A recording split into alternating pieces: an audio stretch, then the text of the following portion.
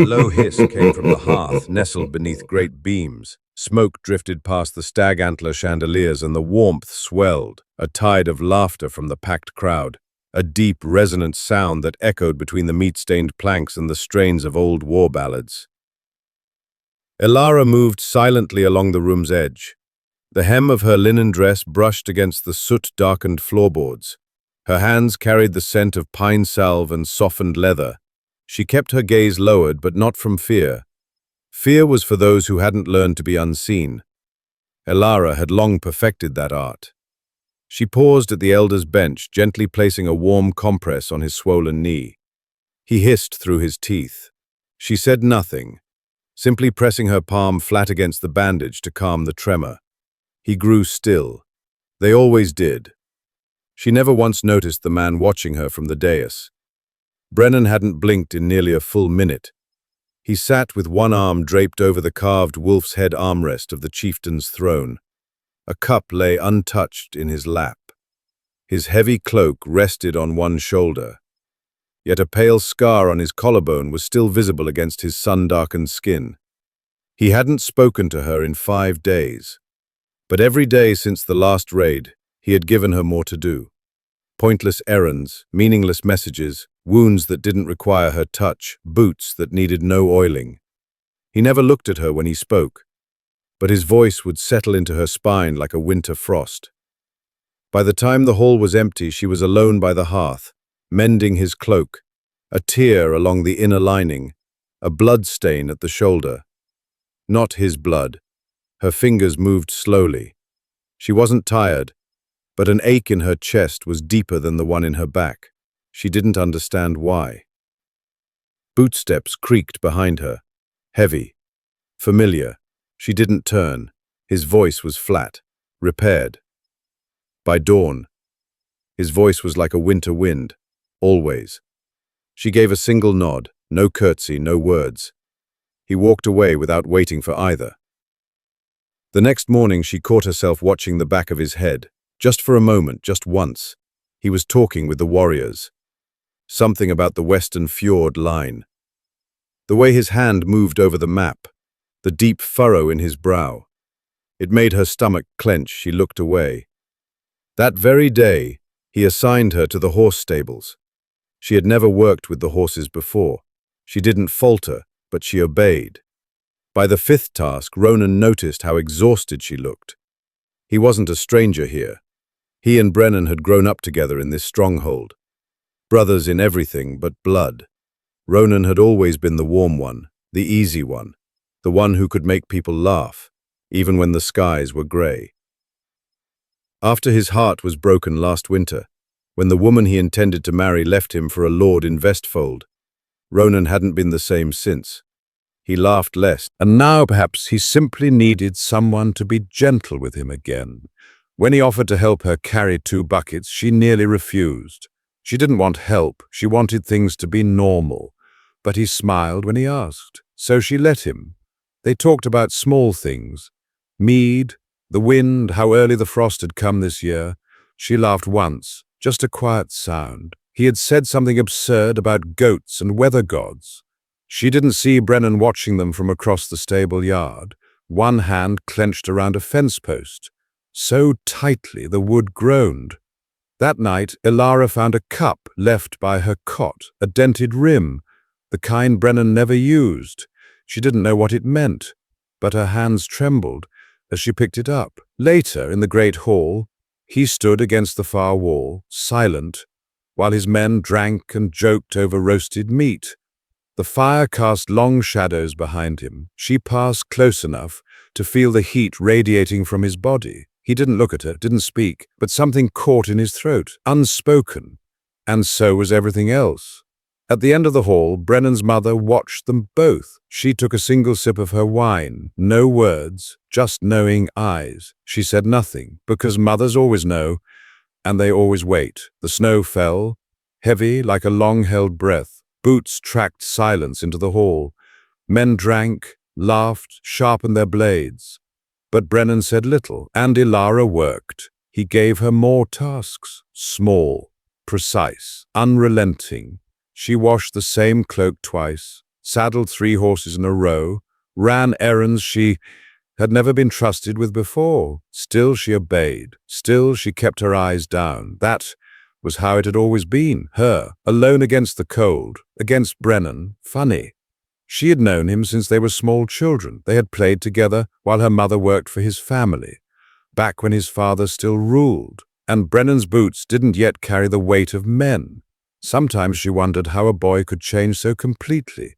Maybe his ambition had grown too fast for his heart to keep up. She would scoff at herself sometimes. Her mother would have. But her mother was gone now, and she had taken up the duties her mother once held. For a long time, she had no one to soften Brennan's fire, until Ronan. For 4 months, Ronan had been her calm, the quiet cool that kept her from breaking, from marching into Brennan's quarters, just to scream about his cruelty, the impossible demands, the way he never looked at her without that cold indifference. A monster, she had once called him in her mind. No one should have to serve a man like that. No one should dress his wounds with hands he never thanked. But the scream never came, because Ronan had come first, but Ronan made her laugh again 2 days later. It wasn't a big thing. He dropped a saddlebag in the snow and cursed like a poet.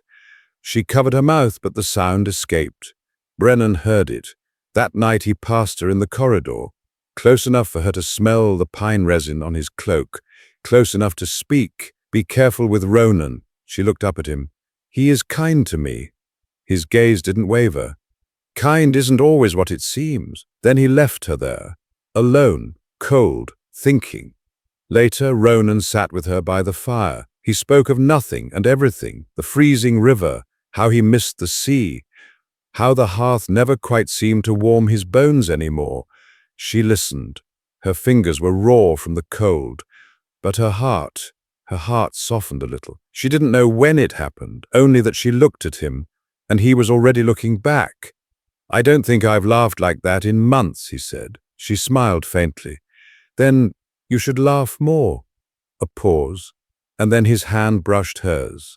They kissed, gentle, hesitant, not aflame, but warmth. It was the kind of kiss that felt like an apology for all the things they didn't dare to say. She didn't see the shadow outside the hall door. Brennan had come to speak with Ronan. He left instead. He walked to the riverbank and sat in the snow, head bowed until his knees were numb. When he returned to the hall, he said nothing. But the next morning, Ilara was reassigned to the outer fields, ice-crusted troughs, a wind like knives. Ronan looked confused. She said nothing, only Brennan spoke. "If you can carry buckets with him, you can carry water for the fields." Days passed. No Ronan, no warmth, only wind. Then, one night, Ilara found herself alone in the storeroom, bandaging her own frostbitten fingers. The door creaked open. "You think I don't see it? The way you smile at him." She froze. He stepped closer. "You give him pieces of you." He stopped. His breath hitched. He couldn't finish the thought. She opened her mouth. "Because he—" Her lips trembled. The rest of the words wouldn't come. His fist hit the beam beside her. Wood splintered. "Gods, what is happening to me?" He turned. Left, fists clenched, shoulders tight. The door slammed shut behind him, and she stood there, breath shaking, her heart louder than the wind. But the door didn't latch behind him. And that night, Ilara couldn't sleep. Outside, the wind howled. Inside, her heart did too. Snow blanketed the fjords like a burial shroud. The stronghold was quieter now. Men sharpened blades with solemn hands. Women sewed without songs. Ilara fed the fire alone that morning. She hadn't seen Ronan in days. Not since the kiss. Not since Brennan's fist bruised the storeroom wall, and his absence bruised something deeper. Then the summons came. Riders from Vestfold were approaching. Old allies turned uncertain. Brennan read the message in silence. Then he called the men to arm. He didn't look at her when he passed, but he left his cloak behind, soaked and blood-stained from patrol. She mended it, again, this time slower, this time crying. The next night, the hold pulsed with the tension of impending war. Ronan returned from the outer ridges. quiet, tired. He found Ilara by the stable wall. "I thought of you." She didn't speak, just looked at him with eyes that didn't shine the way they used to. "About the kiss. I don't know what it meant to you, but I think I wanted it for the wrong reasons." She blinked slowly. "Because you were hurting." He nodded, gently. "And you were kind." She swallowed hard, brokenly. "I needed kind." A pause hung between them, gentle, sad. Then Ronan stepped back and, for the first time, they smiled as they parted. Brennan didn't return that night, or the next. On the third morning, word came. He had been ambushed. He had taken a wound to the ribs. Ilara dropped everything. She went. The outpost was near the river's bend. The snow was stained red there. She found him half propped against the stone. His face was pale. His breath was ragged. The men stepped back as she approached. He blinked once, then again. "I told them not to send for you." She knelt. Her hands trembled as she pressed a cloth to his side. "Then you've always had terrible judgment." His laugh was a brittle, cracked sound. "You'll get blood on your dress." She met his eyes. "It's already stained." A beat passed. "You kissed him." She froze. "Yes." He looked away, then back again. Something raw was in his eyes. "Do you love him?" She didn't answer. She just bandaged, pressed, breathed. "Why didn't you ever say anything to me, Brennan?" "Because I don't say things. I build walls. I issue orders. And then I pretend that keeps me safe." She paused, blinking fast. "You are a wretched man." He gave a ghost of a grin. "I know." Then his hand caught her wrist, firm, but not cruel. "But I would die for you." Silence fell. Her breath hitched. His chest rose, ragged. Then she leaned forward. Her forehead touched his. Tears clung to her lashes. "Then live." That would be harder. She was about to pull away, but he didn't let go. His fingers slid to her cheek.